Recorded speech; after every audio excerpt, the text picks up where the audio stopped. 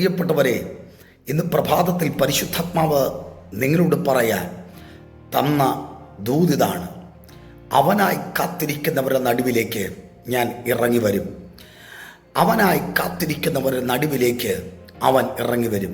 ആര്? പരിശുദ്ധാത്മാവ്. ഇന്ന് പകൽ അസാധാരണമായ വിടുതലുകൾക്കായി ഇന്നത്തെ ഉയർപ്പിൻ്റെ സുപ്രഭാതത്തിൽ അവനെ ആരാധിക്കുവാൻ പുറപ്പെടുക. തീർച്ചയായും നിന്റെ വിഷയത്തിൻ്റെ മുകളിൽ അവൻ അത്ഭുതങ്ങൾ പ്രവർത്തിക്കുന്ന പകലായിരിക്കും. വിശ്വസിക്കുക. അസാധ്യതകൾ വഴിമാറി സാധ്യതകൾ വെളിപ്പെടുന്ന പകലായിരിക്കും. അടയ്ക്കപ്പെട്ടത് തുറക്കപ്പെടുന്ന പകലായിരിക്കും.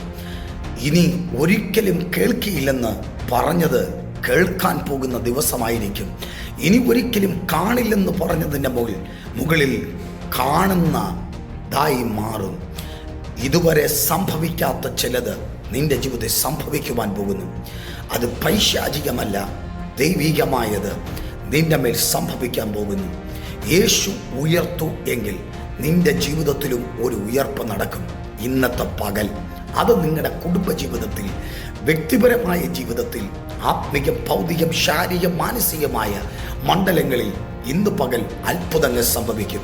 ഇത് യഹോവയാൽ സംഭവിച്ചു എന്ന് പറയത്തക്കവണ്ണം ഇന്ന് പകൽ നിങ്ങളുടെ ജീവിതത്തിൻ്റെ മുകളിൽ ഒരു ദൈവപ്രവൃത്തിയുടെ കരം വെളിപ്പെടാൻ പോകുന്നു. വിശ്വസിക്കുക, പുറപ്പെടുക, ആരാധനയ്ക്കായി ഒരുങ്ങാം. കർത്താവ് നമ്മെ സഹായിക്കട്ടെ. God bless you in Jesus name. Amen.